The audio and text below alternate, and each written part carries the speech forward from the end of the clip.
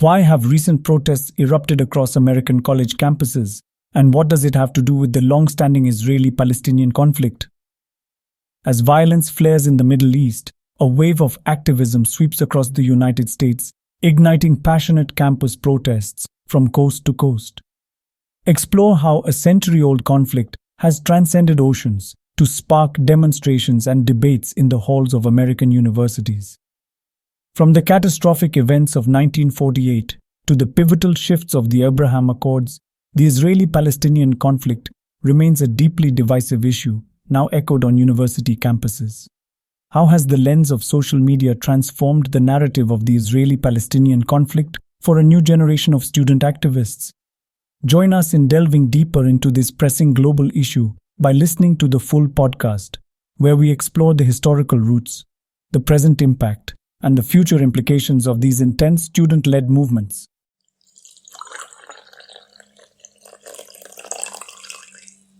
Welcome to Chai and Chat, where there is always a story to tell. The recent wave of protests sweeping across American college campuses cannot be understood without acknowledging the long and complex history of the Israeli-Palestinian conflict. This decades-old dispute, marked by violence, displacement, and deep-seated animosity, forms the backdrop against which student activism has ignited. Palestinian claims to the land currently occupied by Israel date back centuries. The creation of the State of Israel in 1948 led to the displacement of hundreds of thousands of Palestinians, igniting the First Arab-Israeli War. Since then, numerous wars and ongoing violence have characterized the relationship between the two groups.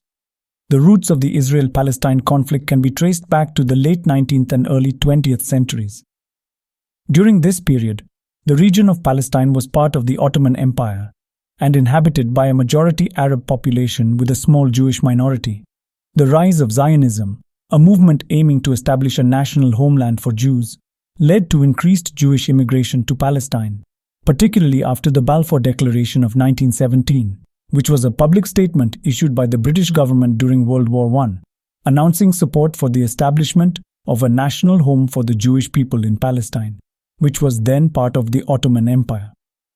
Authored by Arthur James Balfour, the British Foreign Secretary, the declaration was contained in a letter dated November 2, 1917, addressed to Lord Rothschild, a leader of the British Jewish community, for transmission to the Zionist Federation of Great Britain and Ireland.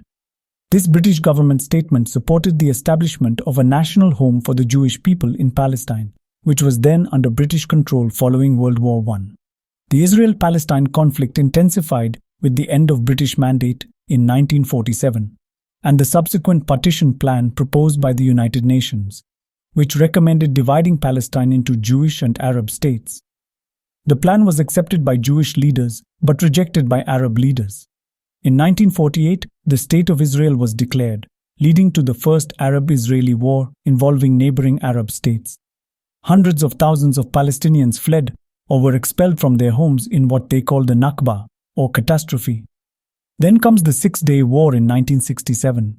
The Six-Day War in 1967 was a pivotal event, resulting in Israel capturing the Gaza Strip, the West Bank, East Jerusalem, the Sinai Peninsula, and the Golan Heights. This significantly altered the map and heightened the stakes, particularly with the Israeli settlements that began to be established in the occupied territories, which are considered illegal under international law, though Israel disputes this. After that also there were several initiatives taken to establish peace in this region.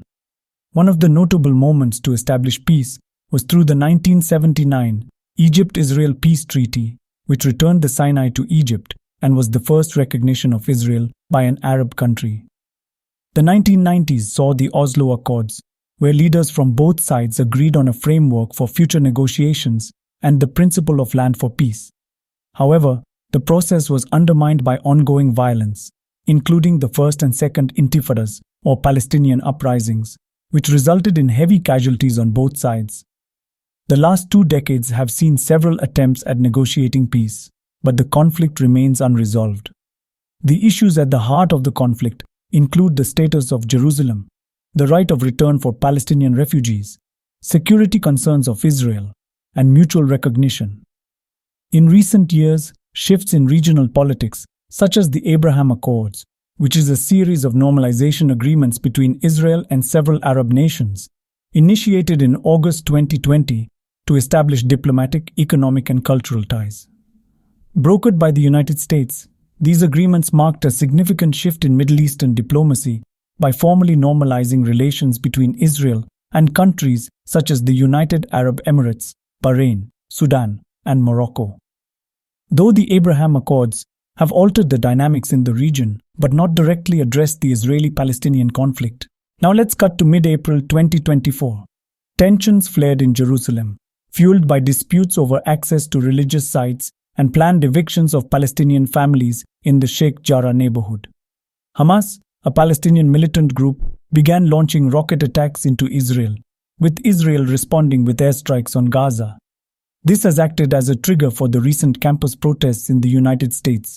This renewed violence captured the attention of the world, particularly among younger generations. Social media platforms were flooded with images and videos depicting the conflict's devastating human cost.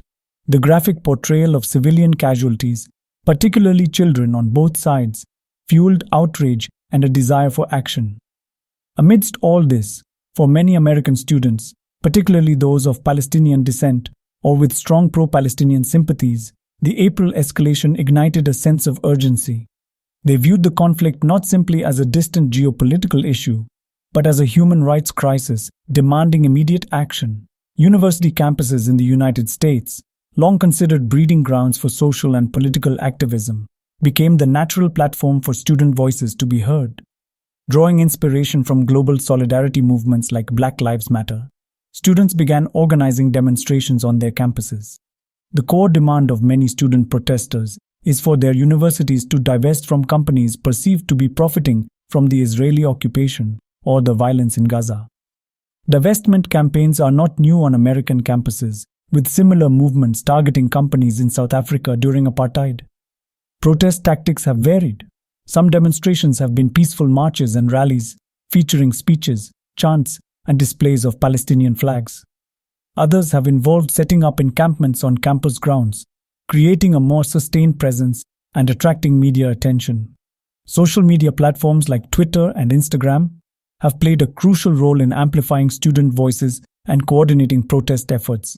Students have used these platforms to document protests, share information, and build a sense of community among pro-Palestinian activists nationwide in the United States. The student-led protests have now spread across almost all the major states in the United States, with universities from coast to coast witnessing demonstrations. Some of the most prominent protests have occurred at University of California in Los Angeles, where large protests erupted with thousands of students participating. Clashes between pro-Palestinian and pro-Israeli groups resulted in arrests and condemnation from the university administration.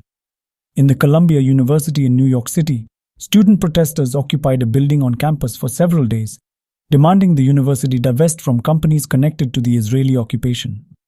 In University of Michigan in Ann Arbor, hundreds of students gathered on campus for a peaceful rally, chanting slogans and holding signs in condemnation of the violence in Gaza.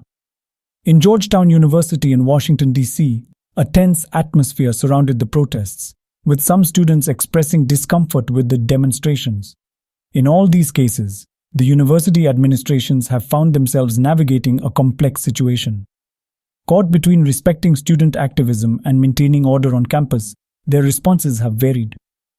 A common thread across most university responses is the condemnation of violence and a call for peaceful protest. Universities have emphasized their commitment to free speech and assembly, but have also warned against disruptions to academic activities. Some universities have prioritized fostering dialogue by hosting open forums featuring speakers from both sides of the conflict. The goal is to encourage respectful discussion and bridge the gap between opposing viewpoints. A few universities have even taken steps towards divestment, often focusing on specific companies or investment funds with direct ties to the Israeli military or settlements in the occupied territories. However, full divestment remains a contentious issue. The protests have also drawn the attention of the United States government and various political figures. President Biden has addressed the issue, emphasizing the right to peaceful protest, but also stressing the importance of a two-state solution to the Israeli-Palestinian conflict. Members of Congress on both sides of the aisle have weighed in, with some expressing support for the students' right to protest and others criticizing what they perceive as anti-Israel bias. The student protests have also sparked counter-protests from pro-Israel groups and some students who view the divestment movement as unfairly targeting Israel. These counter-protests have sometimes led to confrontations, further raising tensions on campuses. Critics of the protests have raised concerns about the potential suppression of free speech on campus. Some argue that the pro-Palestinian movement is stifling dissenting voices, particularly those critical of Hamas or supportive of Israel. On the overall, the universities are grappling with this issue, attempting to maintain an environment where diverse viewpoints can be expressed respectfully, while also ensuring the safety of all students. The campus protests over the Israeli-Palestinian conflict highlight the complex and deeply emotional nature of this issue. While the immediate trigger was the October 2023 escalation, the protests also reflect a broader sense of frustration with the seeming intractability of the conflict and a desire for a more just solution. The long-term impact of the student protests remains uncertain. Whether the movement will fade or evolve into a sustained campaign advocating for change on the Israeli-Palestinian issue is a question that remains unanswered. Several factors could influence the trajectory of student activism. Continued violence in the Middle East region or significant diplomatic developments could reignite protests or shift the focus of student demands. The approach taken by university administrations could determine the level of student engagement. Open communication and a commitment to addressing student concerns might encourage continued activism, while heavy-handed tactics could alienate students.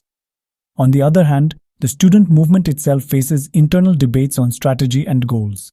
Whether to focus solely on divestment or broaden demands to include human rights issues throughout the Middle East remains a point of discussion within these groups.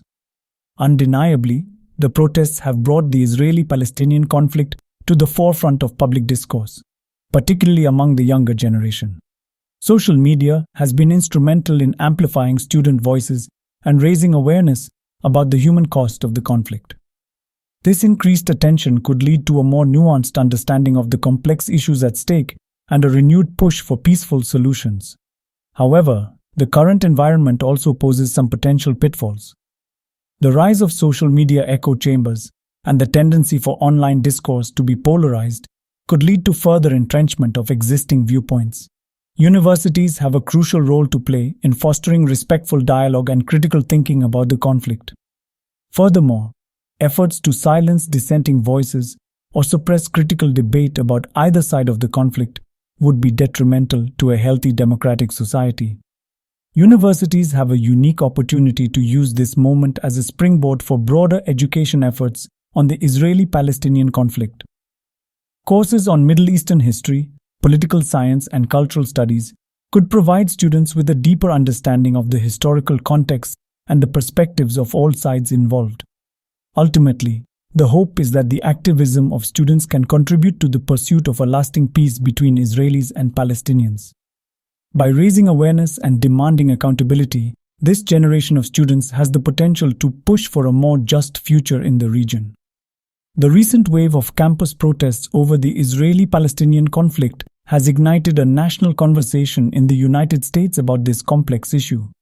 As the movement continues to evolve, universities have a critical role to play in fostering dialogue, promoting critical thinking, and ensuring the right to peaceful protest for all students, along with protecting the rights of students who go to universities just to study and not to get involved in any political activities. As the pursuit of peace in the Middle East remains a distant goal, the recent events serve as a stark reminder of how interconnected our world has become. An event in one region can ripple outwards, triggering unforeseen consequences far away. This phenomenon is amplified in the current world of social media, which acts as amplifier and accelerant, instantaneously spreading information and emotions across borders. Images and videos of conflict can inflame tensions in distant lands, potentially inspiring copycat attacks or fueling extremist ideologies. The interconnectedness of the world today easily exposes the plot of using unresolved conflicts or creating new ones for personal or political gains. Conflicts have a ripple effect, potentially impacting trade, security, and economies beyond the immediate region. Leaders who perpetuate conflicts risk instability, can ultimately harm their own citizens, thereby harming their own image and political ambition. In a world where information travels fast, self-serving actions by leaders are quickly exposed, damaging their international reputation and ability to build trust and partnerships. Unresolved conflicts can breed frustration and distrust among citizens, giving rise to populist leaders who exploit these tensions. This can further destabilize the international order. In today's interconnected world leaders must embrace a more collaborative approach to conflict resolution.